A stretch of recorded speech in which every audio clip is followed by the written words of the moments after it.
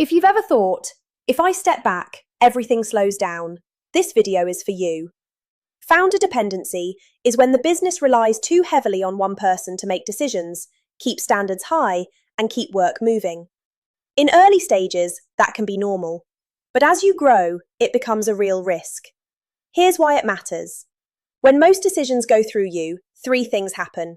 First, pace slows, because people wait for sign-off. Second, risk rises, because if you are ill, away, or overloaded, the business is exposed. Third, value drops, because a business that cannot run without the founder is harder to finance, harder to sell, and harder to hand over. So let's make this simple and practical. You likely have a dependency problem if you are copied into most important emails because people are unsure. People ask you to decide things that should be decided lower down. Quality drops when you are not directly involved. The same problems keep coming back to you to fix. Meetings are mostly about getting your approval, not removing blockers.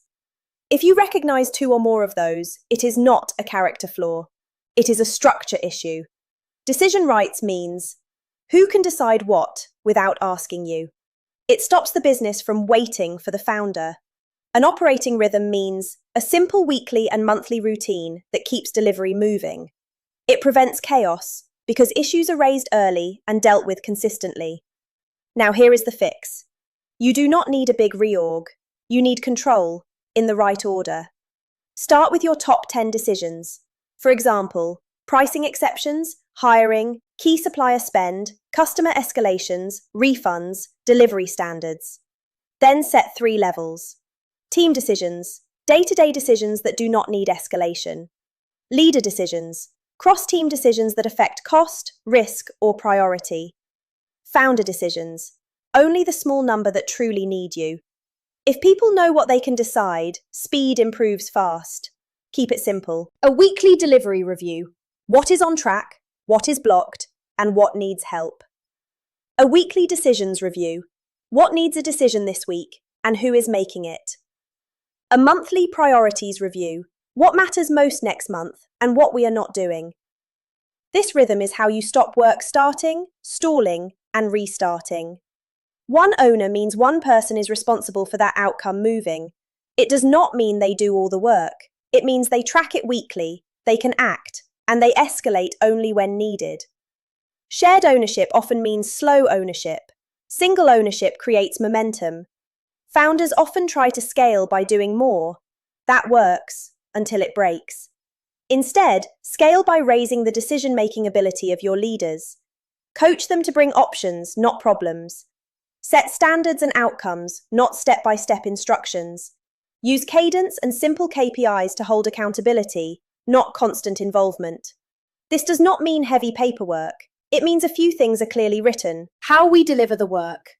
What good quality looks like. What must happen every week. What must never be skipped. When standards are written down, quality stops living in one person's head. Continuity planning is not only about retirement, it is about resilience. Ask one calm question. If I was unavailable for 30 days, what would break first? Then fix the top 3 breakpoints. That one exercise often removes more risk than months of firefighting. Let's close with a quick self-check.